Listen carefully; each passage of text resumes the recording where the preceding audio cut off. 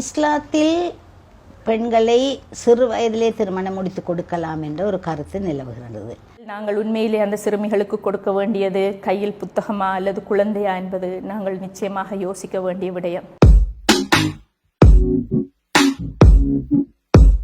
இலங்கையில் பொதுவாக எங்களுக்கு தெரியும், சிறுவர் திருமணங்கள் என்பது முஸ்லிம் சமூகங்களில் மட்டுமல்ல ஏனைய சமூகங்களிலும் நடந்து கொண்டுதான் இருக்கிறது. இலங்கையை பொறுத்தவரையில் முஸ்லிம்களுக்காக முஸ்லிம் விவாகம் மற்றும் விவாகரத்து சட்டம் சட்ட ரீதியாக இந்த சிறுவர் திருமணத்தை அனுமதித்திருக்கிறது. ரசூல் ஸல்லல்லாஹு அலைஹி வஸல்லம் ஆயிஷா ரலியல்லாஹு அன்ஹாவை 9 வயதிலே திருமணம் முடித்தார் என்ற ஒரு ஹதீஸை வைத்துக்கொண்டு இப்படியான ஒரு கருத்து நிலவுகின்றது.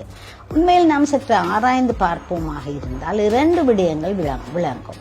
ஒன்று, அந்த காலகட்டத்தில், அதாவது 6வது நூற்றாண்டில் இருந்த முஸ்லிம்களுக்கு இடையிலேயே மிக சிறிய வயதிலே பெண்களை திருமணம் முடித்து கொடுக்கின்ற பழக்கம் இருக்கவில்லை என்பது மிக தெளிவாகின்றது. இரண்டாவதாக ரசூல் ஸல்லல்லாஹு அலைஹி வஸல்லம் ஆயிஷா ரலியல்லாஹு அன்ஹாவை திருமணம் முடித்து குடும்ப வாழ்க்கை தொடங்கும் பொழுது ஏறக்குறைய 16 அல்லது 18 வயதாக இருக்கலாம் என்பதுதான் ஏற்றுக்கொள்ளப்பட்ட விடயமாக இருக்கின்றது.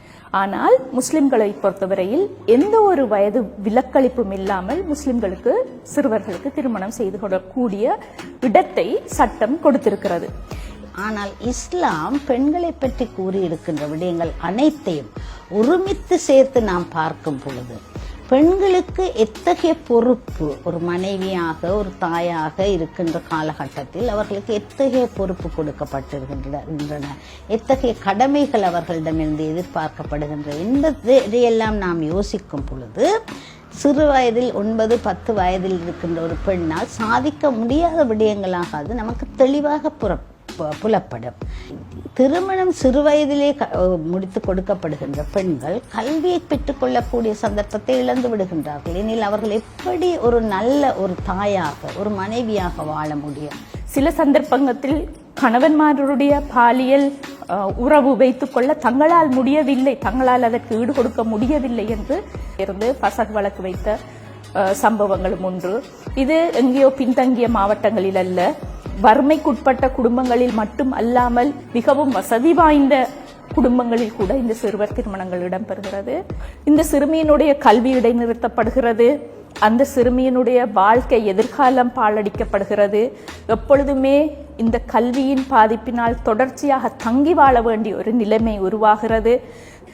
சிறுவயது கற்பம் தரிப்பதன் காரணமாக அவர்களுடைய உடல்நிலை, பிரசவ காலம் அல்லது அதனூடான பாதிப்புகள் எவ்வாறு இடம்பெறுகின்றன என்பதனை பற்றி என்னை விட மருத்துவர்கள் அதனை பற்றி கூடுதலாக சொல்லிக் கொண்டிருக்கிறார்கள். மறுபுறம் இஸ்லாம் ஒரு குறிப்பிட்ட வயதிலே குறிப்பிடவும் இல்லை, 18 வயது என்று கூறவும் இல்லை. சில சமுதாயங்களில் 18 அல்ல 20-22 வயதிலும் கூட ஒரு பெண் பிள்ளை தாயாவதற்கு மனைவியாவதற்கு தயாராகாத நிலையாக இருக்கக்கூடும். எனவேதான் இஸ்லாம் அதனை ஒரு சிறந்த நிலையில் வைத்திருக்கின்றது.